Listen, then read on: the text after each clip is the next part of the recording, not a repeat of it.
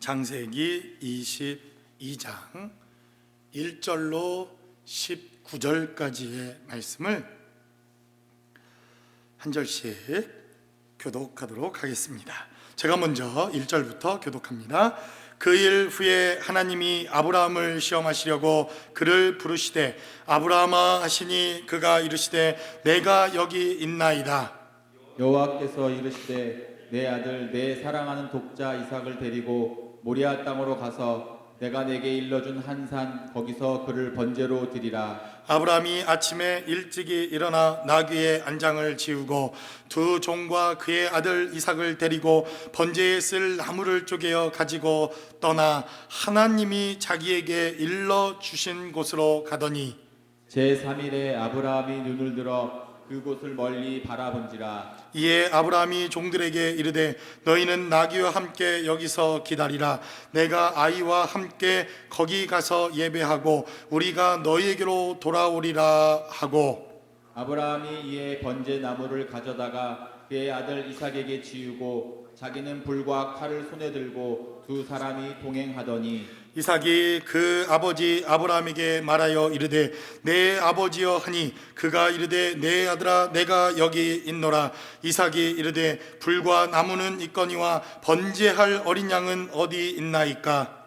아브라함이 이르되 내 아들아 번제할 어린 양은 하나님이 자기를 위하여 친히 준비하시리라 하고 두 사람이 함께 나아가서 하나님이 그에게 일러주신 곳에 이른지라.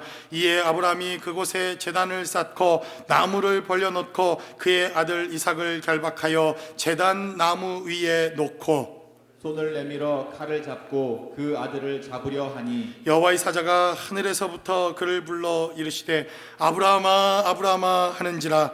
아브라함이 이르되 내가 여기 있나이다 하매 사자가 이르시되 그 아이에게 내 손을 대지 말라. 그에게 아무 일도 하지 말라.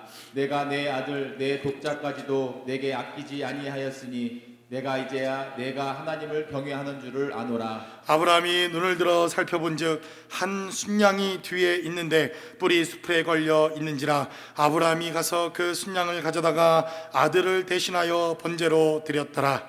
아브라함이 그 땅 이름을 여호와 이레라 하였으므로 오늘날까지 사람들이 이르기를 여호와의 산에서 준비되리라 하더라. 여호와의 사자가 하늘에서부터 두 번째 아브라함을 불러 이르시되 여호와께서 이르시기를 내가 나를 가리켜 맹세하노니 내가 이같이 행하여 내 아들 내 독자도 아끼지 아니하였은즉 내가 내게 큰 복을 주고 내 씨가 크게 번성하여 하늘의 별과 같고 바닷가의 모래와 같게 하리니 내 씨가 그 대적의 성문을 차지하리라.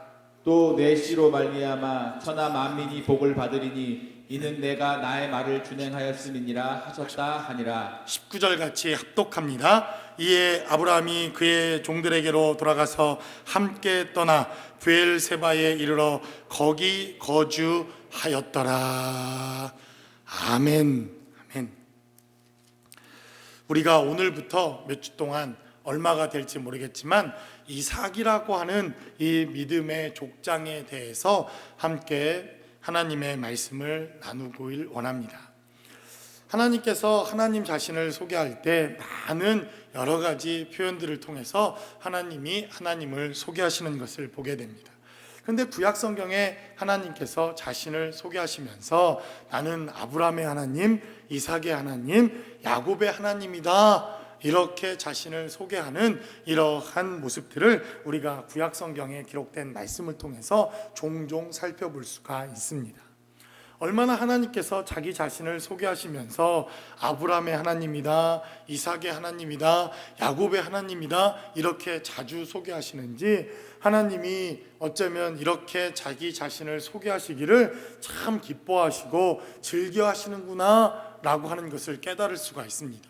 만약 이 시대에 하나님께서 하나님이 어디 계십니까? 이렇게 얘기할 때 하나님께서 우리 이름을 부르시면서 내가 누구의 하나님이다. 내가 제자들 교회 하나님이다. 내가 렌초 쿠쿠몬가 어디에 가면 누구 집사가 있고 장로가 있고 권사가 있는데 그 사람의 하나님이다. 이렇게 하나님이 소개하신다고 한다면 우리가 얼마나 기쁨이겠습니까?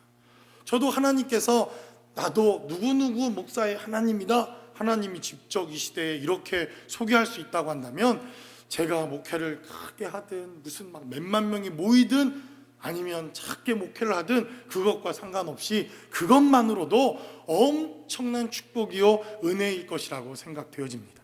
그런데 하나님께서는 곳곳에서 자신을 소개하는 데 있어서 나는 아브라함의 하나님이다, 나는 이삭의 하나님이다, 나는 야곱의 하나님이다, 이렇게 자신을 소개하는 것을 보게 됩니다. 그래서 우리가 야곱에 대한 설교도 제가 아브라함에 대한 설교도 한 1년쯤 전쯤에 했고, 또 성경에 기록되어 있는 야곱에 대한 설교들도 목사님들이 참 많이 하는 것을 제가 봅니다. 근데 이상하리만큼 하나님이 동일한 말씀과 동일한 무게로 아브라함의 하나님, 이삭의 하나님, 야곱의 하나님 이렇게 말씀하시는데, 사실 다른 아브라함이나 야곱에 비해서 이삭에 대한 설교와 메시지가 아주 많지 않은 것을 봅니다.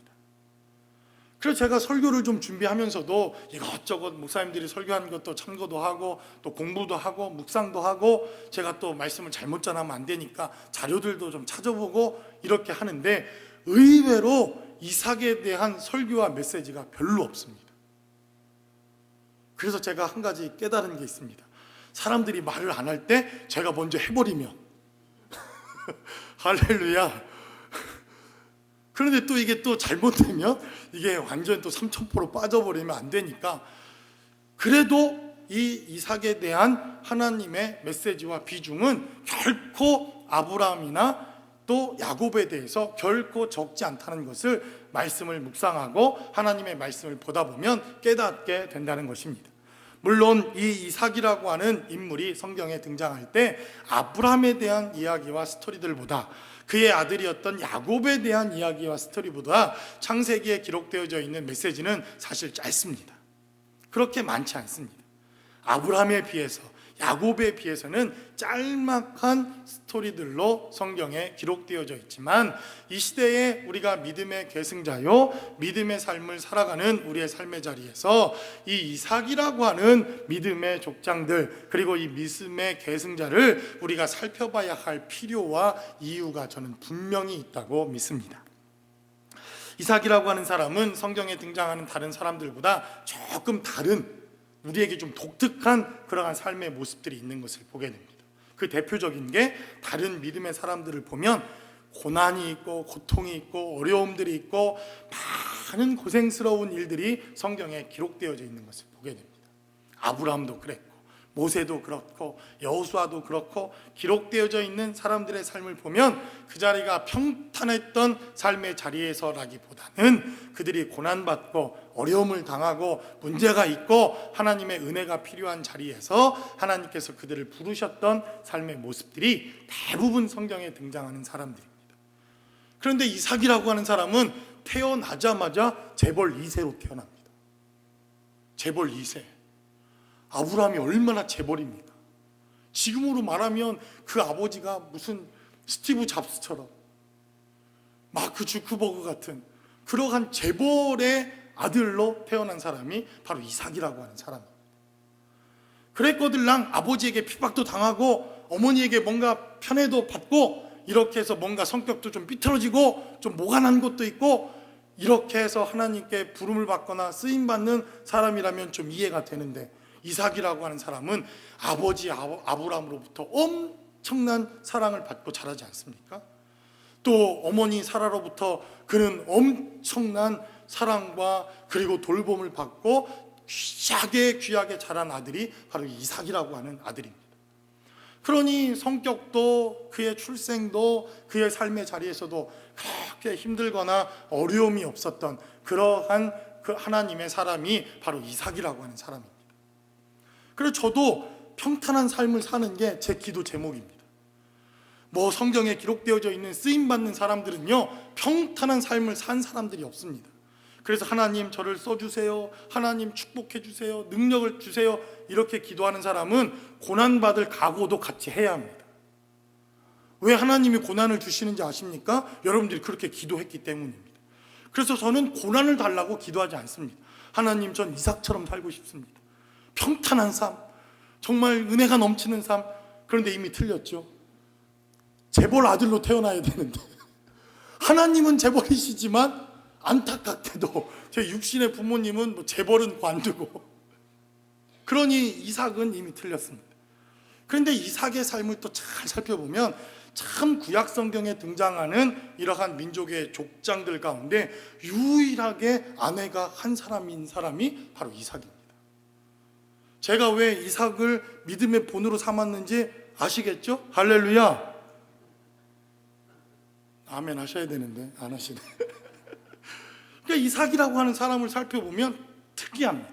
아버지 아브라함과도 다른 삶을 살았고, 그의 아들이었던 야곱과도 뭔가는 좀 다르지만 그러한 삶을, 평탄한 삶을 살다가 하나님의 계승자로 삶을 살아갔던 그러한 족장의 이름이 바로 이삭이라고 하는 사람인 것을 보게 됩니다.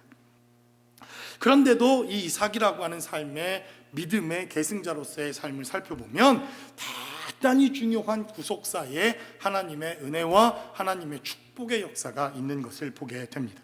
그래서 우리는 오늘 이 시간부터 이 이삭이라고 하는 사람의 관점에서, 이삭이라고 하는 사람의 시각에서 철저하게 우리가 이삭이라고 하는 사람의 입장에서 본문에 기록되어져 있는 메시지들을 나누고, 우리가 믿음의 계승자로 살아가기 위해서 우리에게 필요한 하나님의 말씀과 은혜는 무엇인지 본문이 기록하고 있는 말씀을 통해서 함께 나누어 보기를 원합니다.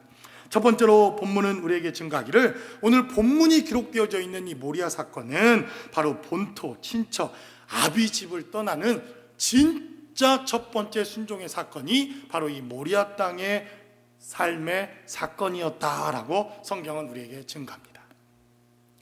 오늘 창세기 22장에 기록된 메시지를 살펴보면 아브라함이라고 하는 믿음의 아버지가 있고 그 아들이었던 이삭이라고 하는 사람이 등장을 하면서 이 사건을 통해서 이제 이삭이라고 하는 사람이 함께 아브라함과 등장하는 것을 보게 됩니다.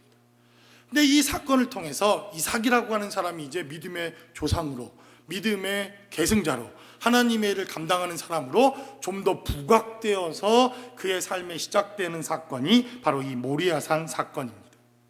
근데 이 본문에 기록되어져 있는 이 모리아산 사건은 하나님께서 아브라함에게 하셨던 명령을 아브라함과 이삭이 하나님 앞에 순종하게 되는 첫 번째 사건이 모리아산 사건이기에 이 사건은 대단히 중요한 사건임을 성경은 우리에게 말씀합니다. 우리가 이 사건을 이해하기 위해서 창세기 12장에 기록되어져 있는 아브라함의 사건을 살펴보도록 하겠습니다. 창세기 12장. 창세기 12장 1절은 이렇게 증가합니다. 여호와께서 아브라함에게 이르시되 너는 너의 고향과 친척과 아버지의 집을 떠나 내가 내게 보여줄 땅으로 가라, 이렇게 말씀하십니다. 하나님께서 아브라함에게 준 첫 번째 명령은 내가 너에게 명령한 땅으로 가는데 너의 본토를 떠나고 너의 친척을 떠나고 너의 아비집을 떠나라, 이렇게 말씀하십니다. 이게 무슨 말입니까? 무슨 아버지와 왼수가 져서 다시는 상종하지 말라는 뜻입니까? 아니죠. 내가 의지했던 것, 내가 의지로 삼았던 것, 내가 믿음의 대상으로 삼았던 것, 내가 오직 하나님만을 바라봐야 되는데 내가 의지가 되어서 그래도 하나님 아닌 또 다른 의지가 있는 것, 이런 것들을 다 떠나고 오직 내 명령에 순종하여 하나님의 말씀을 따르라, 이것이 바로 이 명령이요 이 말씀입니다. 그런데 아브라함이 이 명령에 순종합니까? 그는 100% 순종하지 못합니다. 이 사건을 우리가 잘 이해하기 위해서는 창세기 11장에 기록되어 있는 사건을 이해할 필요가 있습니다. 창세기 11장 29절로 32절까지 기록된 말씀을 살펴보면 바로 아브라함의 족보가 등장하는데 그 아버지 데라라고 하는 사람의 족보가 등장하는 것을 보게 됩니다.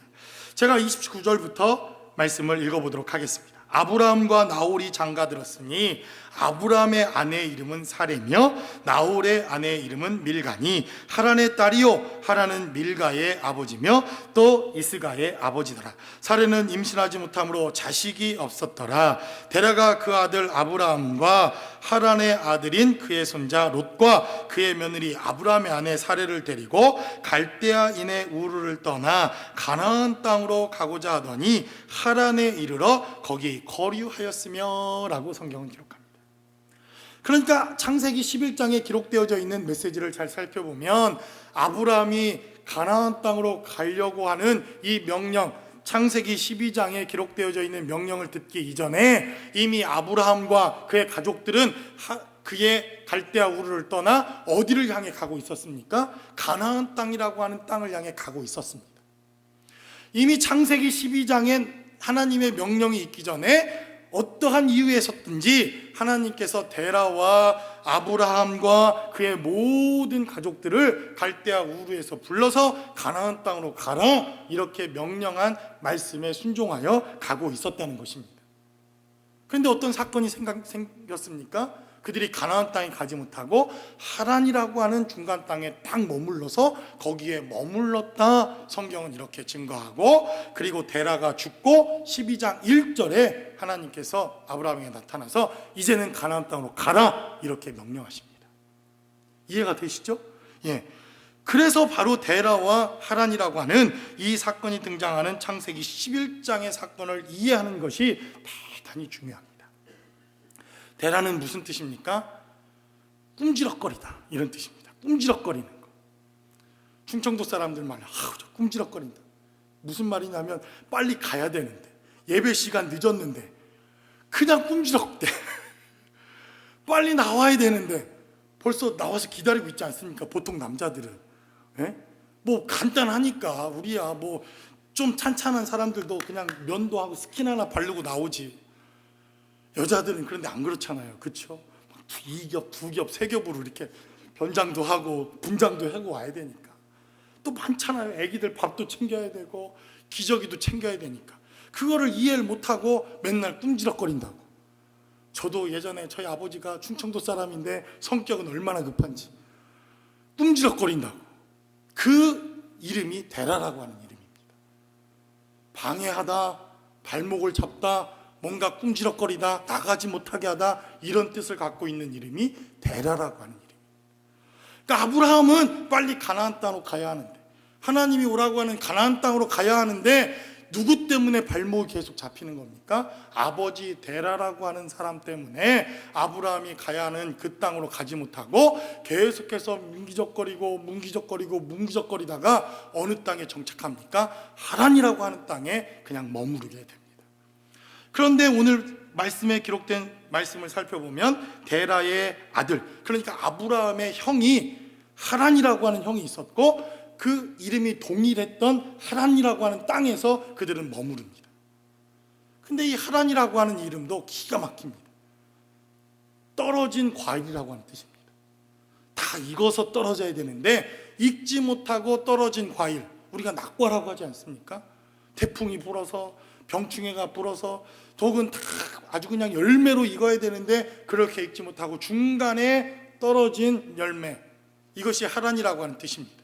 그러니까 아브라함의 형이 일찍 요절해서 그가 열매를 맺지 못한 인생이 되어 죽었으니 그의 이름이 하란이요, 그리고 아브라함과 데라와 그의 가족들이 하나님의 말씀을 쫓아서 가나안 땅으로 가라 이렇게 명령했는데 그곳에 가지 못하고 머물던 그 땅, 열매를 맺지 못하고 순종하지 못하고 순종이 없으니 하나님의 열매를 맺지 못하는 그 땅, 바로 하란이라고 하는 땅에 머무르게 되더라는 것이다. 성경은 이렇게 말합니다.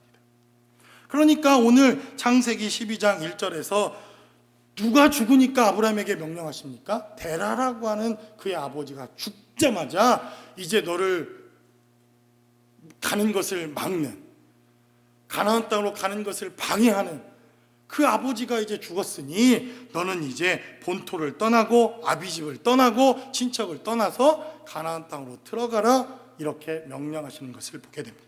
그러나 이 아브라함은 하나님의 명령을 순종하지 못합니다. 100% 순종하지 못합니다. 그리고 그의 조카 롯을 데리고 갑니다.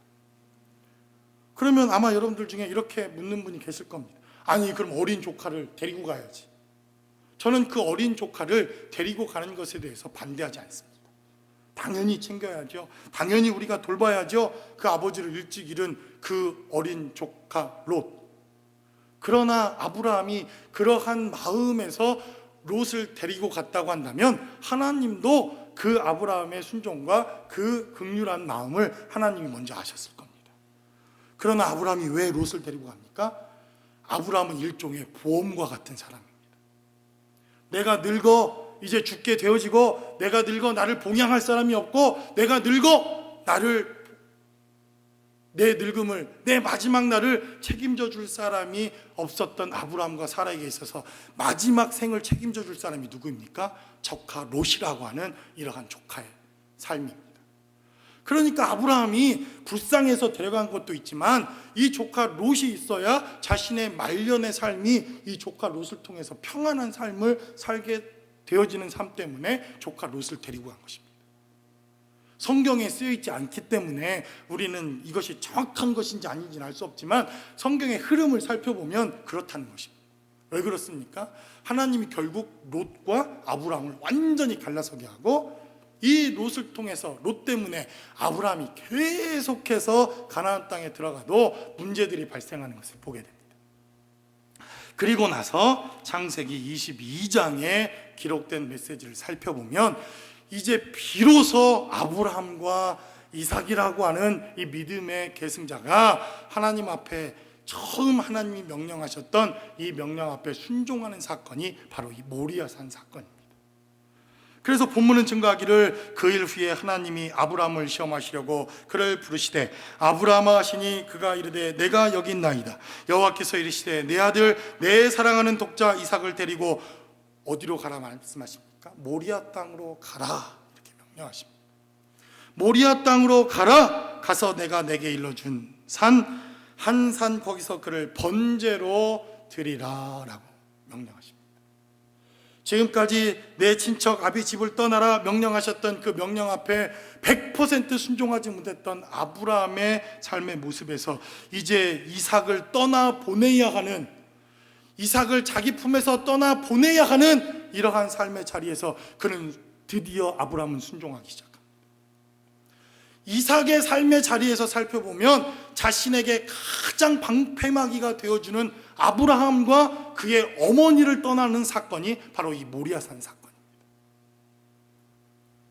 그래서 이 모리아산 사건을 통해서 아브라함은 하나님께서 명령하셨던 그 명령에 순종하는 첫 번째 명령에 순종하는 메시지가 바로 되었고, 바로 이삭이라고 하는 이 믿음의 계승자도 아버지를 떠나는 사건이요, 그의 늘 그늘막이가 되어주었던 어머니 사라를 떠나는 사건이요, 그의 본토 친척 아비집을 떠나 하나님 앞에 믿음의 계승자로 서게 되어지는 사건이 바로 이 모리아 땅 사건이기에, 바로 이 사건을 통해서 아브라함과 이삭은 정말 하나님이 원하셨던 본토 아비집을 떠나 하나님의 명령에 순종하는 바로 그 땅으로 들어가는 믿음의 여정이 시작되었다 본문은 우리에게 증거합니다. 저와 여러분들의 삶의 자리에도 이러한 축복의 역사가 함께 하실 수 있기를 주님의 이름으로 간절히 축원합니다. 여러분, 왜 이 사건이 중요합니까? 여러분, 이 사건에 아브라함이 사라에게 이 이야기를 하고 떠났겠습니까? 결코 그럴 수 없죠. 아마 금리야 오기야 이삭이 자라는 동안 가장 그림자같이 이삭을 돌봤을 사람이 누구입니까? 그 어머니 사라입니다. 그런데 지금 그 아들을 제단의 제물로 드리는 이 일에 모리아 땅으로 가겠다고 사라에게 도무지 이야기하고 갈 수 없는 아브라함의 처지. 그러니까 아브라함은 이제 진짜 자신의 본토가 되어진 가나안 땅을 떠납니다. 이제 60년 가까이 가나안 땅에 살면서 자기의 터전이 되어지고 자기의 의지할 땅이 되어지고 자기가 살만한 땅이 되어졌던 이 가나안 땅을 진짜 떠나서 아브라함의 방패막이가 되어졌던 그의 아내연 사라를 진짜 떠나서, 그리고 자기가 가장 아끼고 의지할 만한 이 아들을 떠나보내는 이 일에 그가 순종하는 사건. 왜 이 사건이 중요합니까? 이 사건을 통해서 바로 하늘 보좌를 버리시고 아버지 품에 계셨던 그 하나님께서 이 땅에 육체를 입고 오셔서 희생의 제물이 되어주시는 바로 그 사건, 하늘 보좌를 떠나는 사건이 바로 이 사건이기 때문에 그렇다는 것입니다. 그래서 본토 아비 집을 떠나라고 하는 이 메시지는 성경에 기록되어져 있는 쓰임받는 사람들에게 있어서 공통적인 사건인 것을 보게 됩니다. 아브라함이 그의 집을 떠났고 이삭도 결국 그의 집을 떠나며 야곱도 그의 가족을 떠납니다. 야곱의 아들이었던 유다라고 하는 이 사람도 아비 집을 떠납니다. 그리고 하나님께 부름을 받습니다. 모세도 애굽을 떠났고 여호수아도 자신의 가족을 떠나 또 그의 삶의 터전이었던 애굽을 떠나 가나안 땅에 들어갑니다. 대표적으로 자기의 집을 떠났던 요셉이라고 하는 사람을 우리는 잊지 않고 기억하지 않습니까? 자기 집을 떠나 본토 집을 떠나 아비 집을 떠나 하나님의 인도하심을 받았던 사람들이 쓰임받았던 삶의 이야기가 성경에 기록된 것을 보게 된다는 것입니다. 대표적인 분이 누구입니까? 예수님이십니다. 그의 아비 집을 떠났고 하늘 보좌를 떠났고 영원한 하나님의 품을 떠나 독생하셨던 하나님께서 이 땅에 오시는 사건, 그것을 경험하고 체험하는 사건이 바로 이 모리아 산의 사건이라는 것입니다. 그래서 바로 사도 바울도 자신의 삶을 떠났고 12 제자들도 자신의 가정을 떠났고 자신의 본토를 떠나 하나님께 쓰임받는 삶의 자리가 되더라라고 성경은 우리에게 증가합니다. 그러니 여러분, 너무 미국에 정착하려고 그렇게 생각하지 마십시오.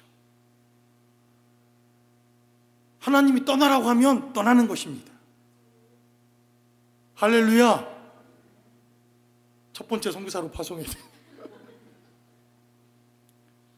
하나님이 본토 아비 집을 떠나는 사건, 우리는 이 사건을 통해서 진짜 메시아가 이 땅에 오시는 사건을 체험하고 경험하게 된다는 것입니다. 두 번째로 본문은 우리에게 증가하기를 바로 이 사건을 통해서 하나님의 언약과 약속인 땅을 얻는, 진짜 땅을 얻는 사건이 무엇인가 하는 것을 보여주는 사건이 바로 이 모리아 사건이라고 하는 것을 성경은 우리에게 증가합니다. 2절은 기록하기를 여호와께서 이르시되 내 아들 내 사랑하는 독자 이삭을 데리고 모리아 땅으로 가라, 이렇게 성경은 말합니다. 여러분, 하나님께서 아브라함에게 본토 아비집을 떠나라, 내가 지시할 땅으로 가라, 이렇게 명령하시고 명령만 하신 것이 아니라 하나님의 언약과 약속을 주십니다. 첫 번째는 자녀에 대한 약속, 자손에 대한 약속을 주십니다. 내가 무별과 같이, 그리고 이 엄청난 자녀를, 자손을 너에게 주겠다. 하나님이 언약한 첫 번째 약속입니다.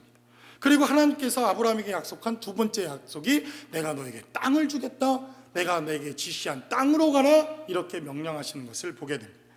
그래서 아브라함의 출생의 사건부터 아브라함이 기록되어진 사건을 쭉 살펴보면 아브라함은 가나안 땅에 들어와 25년이 지난 후 그는 아들을 얻습니다. 그것이 바로 이삭이라고 하는 아들이죠. 그리고 그 이삭과 함께 모리아 땅으로 갑니다. 그런데 여전히 하나님께서 약속하신 땅에 대한 언약은 이스라엘 백성들, 그리고 이 아브라함에게 하나님이 언약한 땅에 대한 약속들은 아직 아브라함에게 일어나지 않습니다. 언제 그 약속이 우리의 삶의 자리에 나타납니까? 아브라함에게 나타납니까? 바로 창세기 23장에 가서야 비로소 아브라함이 자기 이름으로 등기가 되어진 땅을 얻습니다. 아내 사라가 죽었을 때 아브라함은 세겜 족속에게 가서 은 400세겔을 주고 엄청난 돈을 주고 그 엄청난 값을 치르고 매장지를 하나 얻습니다. 그리고 그 매장지, 이제 아브라함이라고 하는 등기, 자기 이름의 등기가 소유된 첫 땅을 얻게 되어지는데 무려 가나안 땅에 들어가 62년이 지난 시간이 지나야 그 땅을 얻게 됩니다. 그리고 그 땅에 누가 묻힙니까? 아브라함도 묻히고 야곱도 묻히고 이삭도 묻힙니다. 그런데 오늘 본문에 기록되어져 있는 메시지를 잘 살펴보면 모리아 땅으로 가서 내가 내게 일러준 한 산 거기서 번제로 드리라, 이렇게 말씀했는데 역대하 3장 1절의 말씀을 살펴보면 성경은 이렇게 증가합니다. 역대하 3장 1절은 기록하기를 솔로몬이 예루살렘 모리아 산에 여호와의 전 건축하기를 시작하니 그곳은 전에 여호와께서 그 아비 다윗에게 나타나신 곳이요 여부스 사람 오르난의 타작마당에 다윗이 정한 곳이다. 성경은 이렇게 증가합니다. 성전이 세워진 곳이 어디입니까? 모리아 땅입니다. 그러니까 지금 이 아브라함이 순종한 땅, 이삭이 자신을 제물로 드린 땅, 그 땅은 정확하게 말하면 하나님의 성전이 세워지는 땅이요, 예루살렘 땅이요, 영적인 하나님의 능력의 땅이요, 그리고 하나님께서 바로 다윗과 그의 자손들, 그리고 메시아의 약속이 있는 예루살렘이라고 하는 땅을 얻게 되어지는 사건이 바로 이 사건을 통해서 아브라함과 이삭이 영적인 땅을 얻게 되었다는 것입니다. 현실적으로는 이 땅을 언제 얻습니까? 솔로몬 때에, 다윗 때에 얻게 되지만, 그러나 영적인 눈으로 보면 누가 이미 성전이 세워지고 예루살렘 성전이 세워지는 그 땅을 얻게 됩니까? 아브라함과 이삭을 통해서 이미 그 땅을 얻게 되어지는 사건, 이것이 바로 모리아 사건이다. 성경은 이렇게 증가합니다. 그리고 나서 땅을 얻는 사건이 언제 등장합니까? 창세기 23장에 등장합니다. 그러니까 영적인 순서가 어떻게 됩니까? 영적인 땅을 얻게 되니까 우리의 육체의 땅을 얻게 되었다. 성경은 말합니다. 영적인 것이 먼저 해결되어지면 우리의 육적인 것은 자연스럽게 해결될 수밖에 없음을 성경은 우리에게 증거합니다.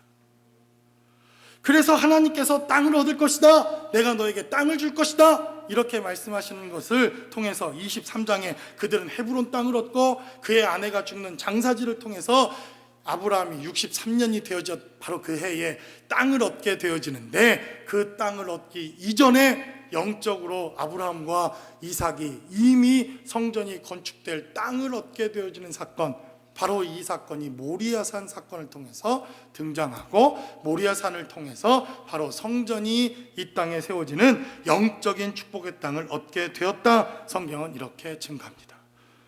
여러분들의 삶의 자리에 정말 이러한 영적의 땅을 여러분들은 얻고 계십니까? 이것이 바로 아브라함이 이삭에게, 그리고 이삭이 믿음의 계승자가 될 수 있었던 대단히 중요한 사건이다라고 성경은 우리에게 말씀합니다.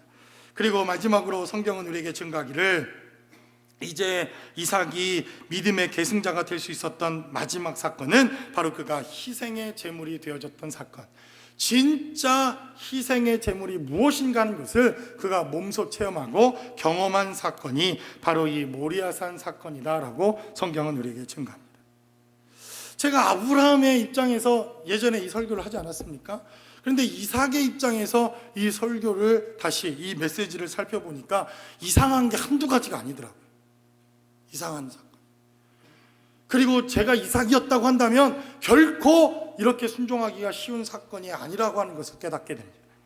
이삭도 이제 자라서 한 20세가 되어지는 성년의 나이가 거의 되어졌던 바로 그 어느 쯤에 일어난 사건입니다.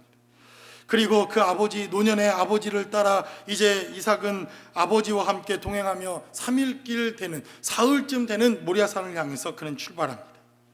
그런데 이삭도 이 여행이 뭔가 깨림직한 겁니다. 아니, 휴가를 얻어서 아버지와 함께 어딜 놀러 가는 것도 아니고,